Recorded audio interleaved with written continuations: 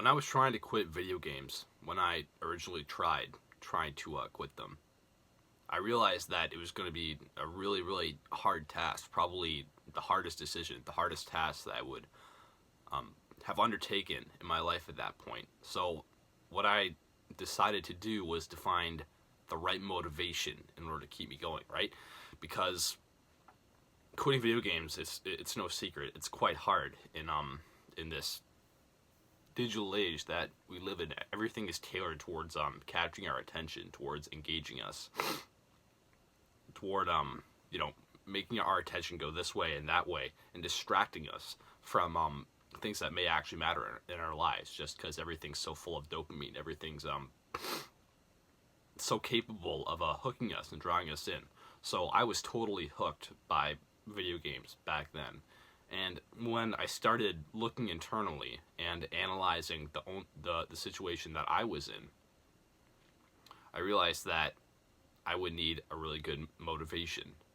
So what I always had about me, especially in my early teenage years, was this feeling of inferiority to everyone. I was super insecure when I compared myself to my peers, or yeah, it was pretty much only my peers who I was around for most of my childhood. Obviously, like at school, maybe at like family gatherings. I got family who were my age, but other than that, I just felt really like I was coming up short compared to these people.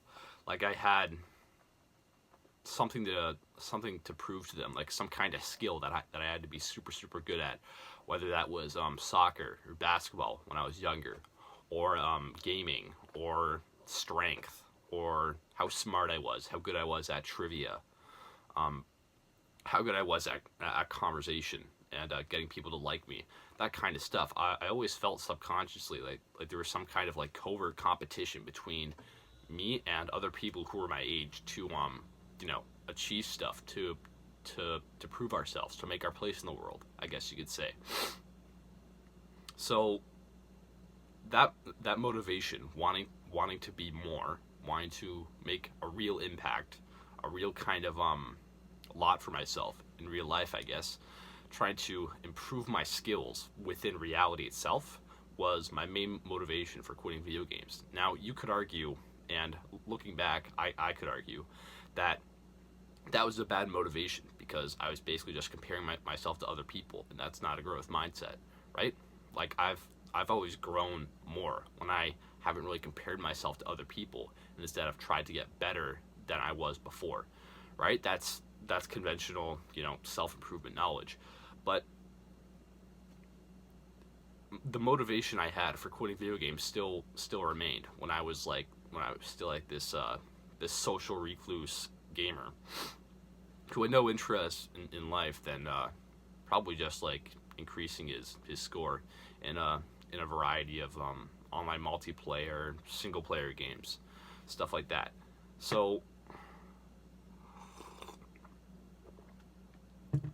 I don't really think that there was a wrong motivation that I had, or that there's a wrong motivation that anyone else could have when they're trying to quit a bad habit, right? Maybe someone is an alcoholic and they quit alcohol to make more money. Well, I quit video games to basically out of a sense of vanity, right? I wanted to be better than other people. I wanted to prove myself to other people. It was this insecurity. It wasn't necessarily a healthy thing, but it helped me quit video games, and it worked. And I stopped playing video games for like 100 days. I sold all my consoles. I started leveling up my social life and other areas of skill that I really want to get super good at, fitness, health, that kind of stuff. And here I am today. And I'm still working on that, especially with this channel. So, and that, I think, really all stemmed from me deciding to quit video games. And me quitting video games stemmed from me deciding that I was inferior to other people. It wasn't even a decision, more than it was just like an instinct that I had. It was just like me constantly beating myself up because I would fail at stuff that I thought I was good at. like at school. We'd be playing basketball or something, and I always thought I was super good at basketball because I'm tall. And I've been playing it since I was super young, so I always thought I was like the basketball guy, right? But then I would miss these shots. People would like go past me with the ball. They take the ball from me, that kind of stuff. And I felt really humbled by that, but I also felt really not envious of other people, but just super mad at myself because I basically had just disappointed myself. I let myself down with losing this skill because I didn't practice it, because I had funner things to do like playing video games, right? So that was my cope. Yeah, that was just my cope mindset for most of the time I was playing video games. Like, well, I'm not good at X or Y thing that isn't video games, so why should I even care about it? Because I like video games more, and video games are more fun. By the way, if you're looking for a resource that's going to help you quit video games forever, then I think my course is definitely for you. You can go ahead and check it out in the description. It is about a 2.5 hour course that is basically everything I know about quitting video games and how I did it. And I guarantee that if you watch all the videos and follow the advice, you will undoubtedly quit video games within the next 2 weeks.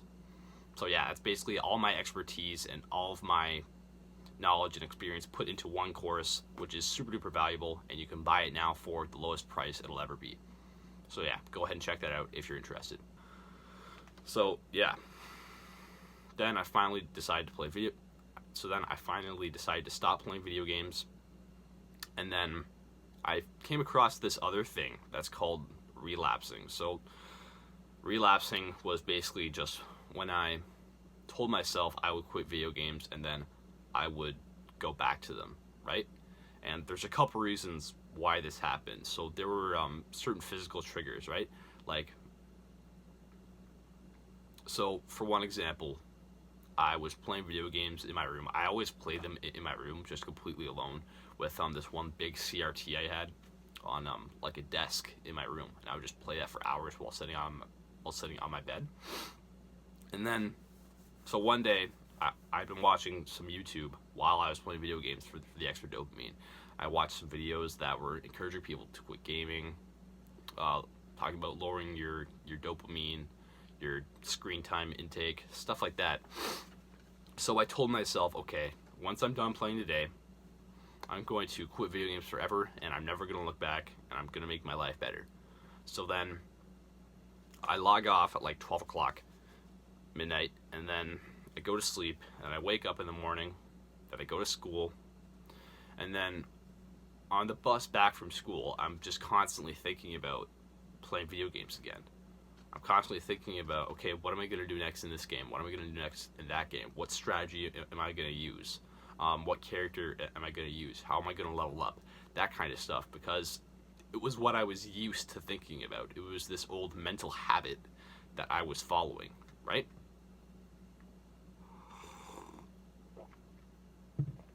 So I go back home, I go to my room,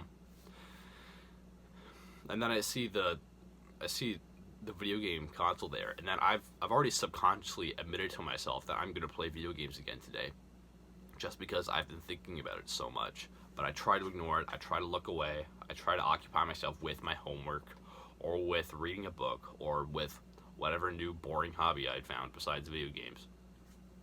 But then I keep having like this back and forth argument in my mind. It's just like these two voices, right? It's like having the devil and the angel on your shoulder, right?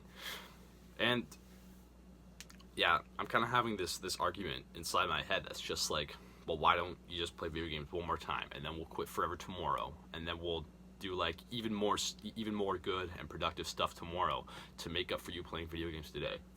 But then the other side's saying, no, just start quitting today. If you don't like the situation that you're in, then maybe you should be more proactive and actually try to fix it.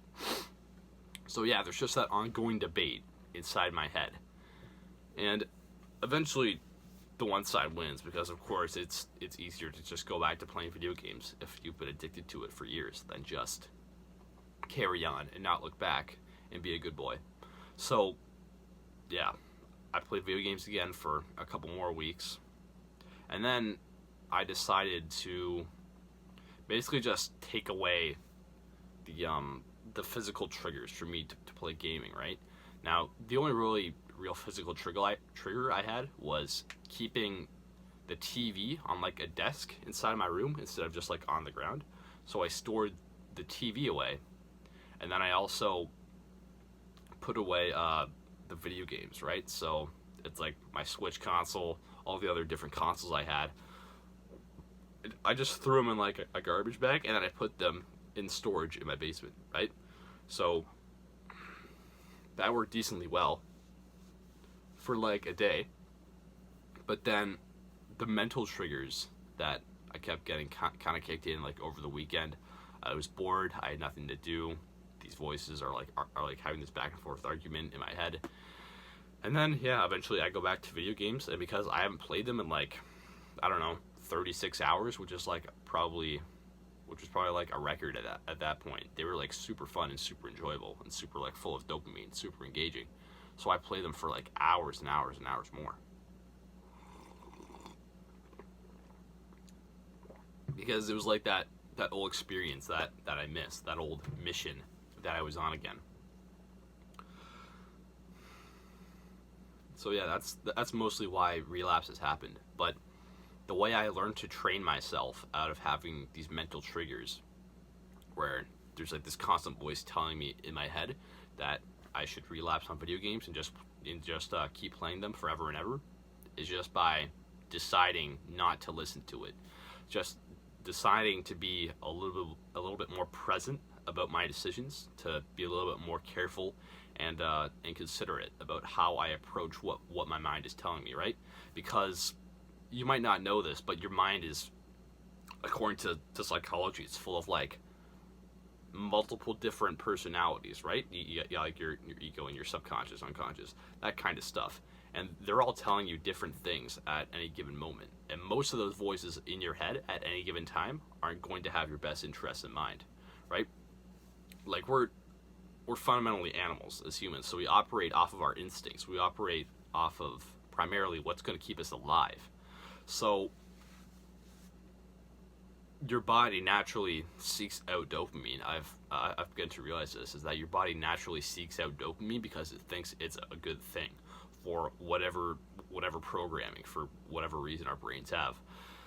But when your body seeks out dopamine, obviously it's going to want things like video games and junk food and all these different habits, but specifically video games, because they also offer like a mission, a purpose, which is also really important to people as well, especially if you're like a young man like me. You need some kind of mission in life, right? Like maybe females can relate to that too, but you definitely need that kind of purpose and mission in your life.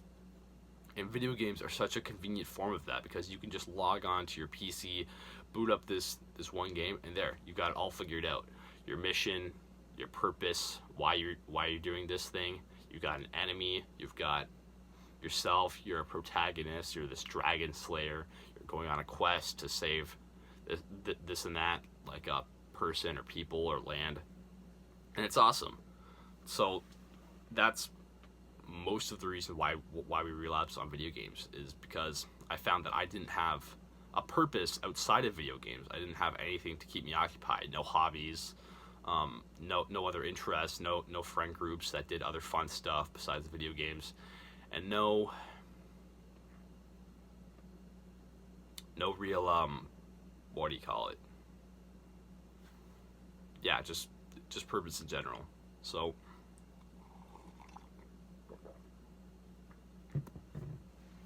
once I learned to stop listening to that voice in my head that would keep telling me to play video games, right?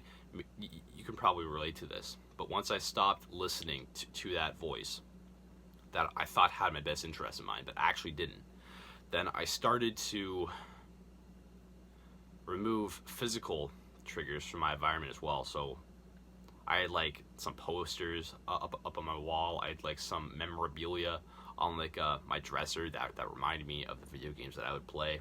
I had like notes on my phone that had to do with video games, so I deleted all of those. I even deleted the save files on all of my games, which was very, very painful when I was still addicted, but I knew that it was good for me. So it was definitely a hard thing to go through. It was almost like losing losing a friend. I find it was like losing a loved one, almost just like deleting all those save files, because it's something that I've put hours and hours and hours and hours, like literally thousands of hours up till now of my life into, and then I had to like delete them out of service to myself. So it was a surreal experience, I found. But yeah, to put all those gaming consoles and other physical triggers away, triggers that basically made me want to play video games again, right? They reminded me of my old life in playing video games. So yeah, I got rid of all of those, and then what I'm left with after I'm done with putting away all the video games and the mental state that made me play video games in the beginning is basically just a blank canvas. It's potential. It's basically just complete uncertainty. I really didn't know what I was supposed to occupy myself with besides video games when I first started actually committing to quitting them.